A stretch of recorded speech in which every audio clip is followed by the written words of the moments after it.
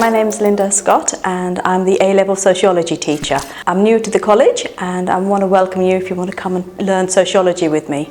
The first year we're going to be learning about society in general, the norms and values. How does the UK differ to other countries? So a little bit about cultural differences and how has the UK changed over time, so from the 1950s to now. Also, we're going to be looking at education. So people's educational chances are very different if you're rich or poor. So looking at the inequalities and also discrimination, the life chances of people of colour, people of different ethnic backgrounds, your income, your gender, how does that impact on your education? We're also going to be looking at families, the different family structures in the UK. And again, how has that changed? We're not all the nuclear family, mum, dad and 2 kids. And how's the role of women changed over time? And in the second year, we're going to be looking at crime. So there's a lot of arguments about that certain groups are criminals. But is that true? Or is that about the authorities targeting certain groups and making them to be criminals? So it's not just about colour, it's also about your economic background and the inequalities in society.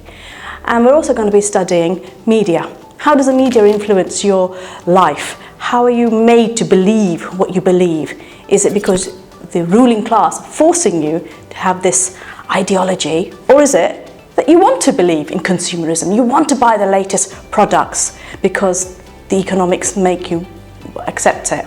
So that's just a little bit about what we're going to be studying in the 2 years. There's a lot of subjects open to you. You can carry on studying sociology, or you can combine it with criminology, or with economics, or with studying the media, or social work, or education. So there's a lot of things that you can do with sociology because it teaches you about society in general, and maybe even go into advertising and the media, because then you know what the different groups are thinking. This is not about the individual, it's about the groups in society and how the individual interacts with the different groups. So you can go into social work and teaching. There's so many career paths open to you. The exam at the end of the 2 years is 3 papers, and each paper is 2 hours long. So you'll be just assessed on the exam at the end of the day. Your timetable will vary year to year, but you're normally expected to study for 4.5 hours a week, contact time. But on top of that, you are expected to study at least 3 hours a week for the subject. So there will be a lot of reading around the subject. And that doesn't mean reading textbooks. It could be reading the papers and magazines, learning about society in general. At the moment, we're learning about crime and deviance with my second years, and we're really enjoying it because a lot of them want to study criminology or they're interested in forensic science. So the way we're learning about it is looking at current events, looking at current crime. How does that theories of crime relate to this actual event? So we're taking the theory and applying it to modern day life. So some of the theories we've learned is American theories. Now, what's happening in America, does that apply to the UK? So is it about poverty? Or is it about the rich, taking all the money back to this crisis of 2008, the banking crisis? Why do the bankers get away with it, but the poor people don't?